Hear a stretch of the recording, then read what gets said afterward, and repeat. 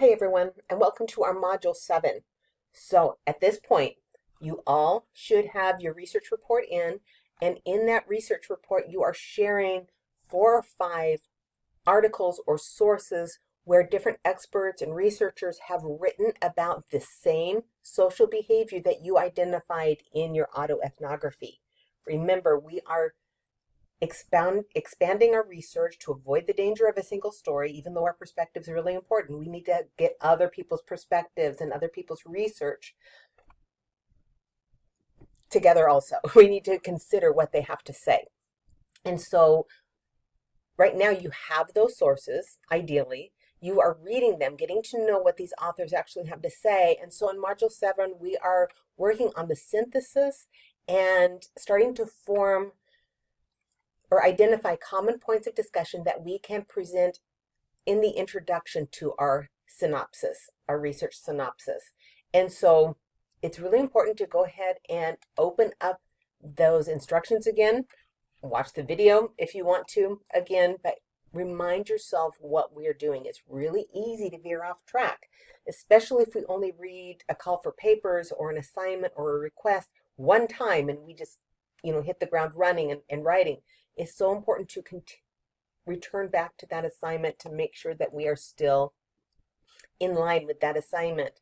And so down here, we are getting ready to synthesize. That means bring together those 4 different opinions, 4 or 5 different opinions, into a synopsis, into a conversation.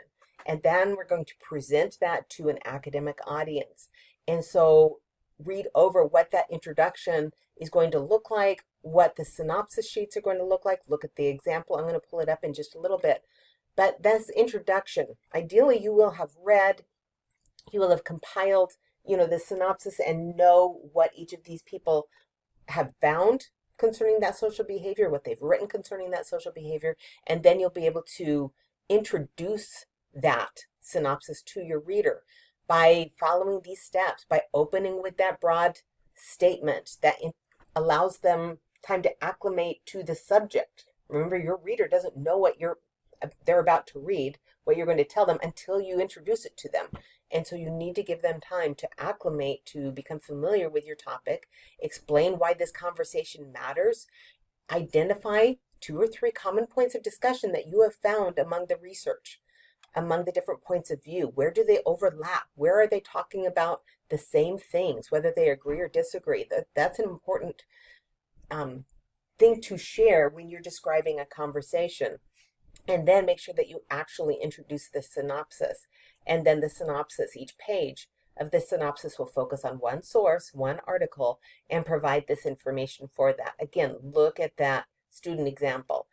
If we go into the student example here, we can look at the introduction. Look at the example here. So when we talk about opening with a broad statement, this is all about Indigenous language loss. And so they open with a broad statement on language, on, how English has become the lingua franca, it's become the standard of the world. What are the benefits of that? What are the consequences, the more negative consequences of that?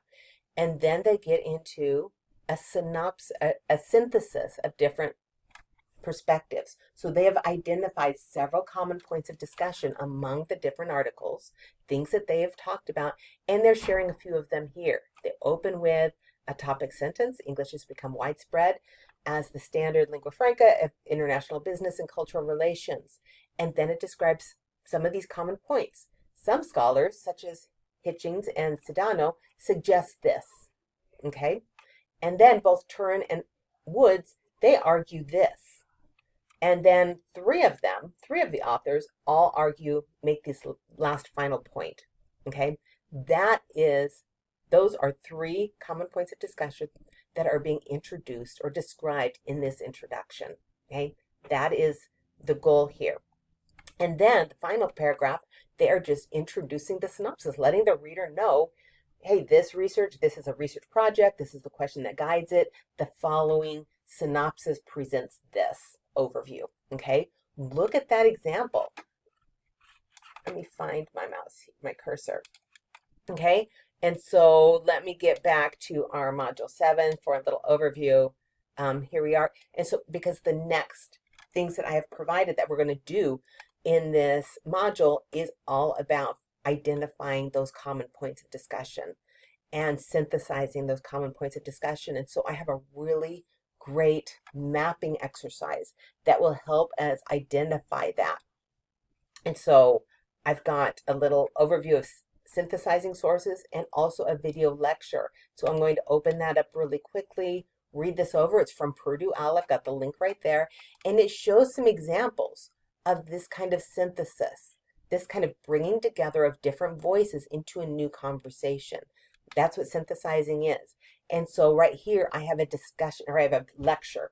And here's the video of the lecture. And I'm also sharing the slides from that lecture to talk about synthesis and to introduce this SOAR mapping method that will help you identify different common points of discussion that you can describe in your introduction.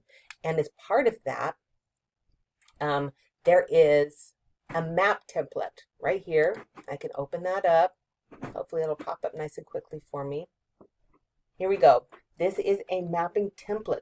I'm going to ask you to get a big sheet of paper and write down, this is 5, you only need 4, write out all of the information from the articles that you have all in one place. So you can place all of that information in one place so that you can identify those common points. I'm not going to get too into it because that's what my lecture was before, but I'm going to ask you to do that, take a picture of it, and post it here. Remember, it can't be an HEIC file. It's got to be a JPEG or a PNG or something like that. But here's some examples of what those maps look like. And that will make much more sense after you watch that video, the lecture video for that. So that's what we're going to be doing this week. And I think going forward, I think that's it for this week. Yes, we get into the following week. So let me know if you have any questions on that. Again, look over that student example for a good example of an introduction and reach out if you have any questions. Have a great week.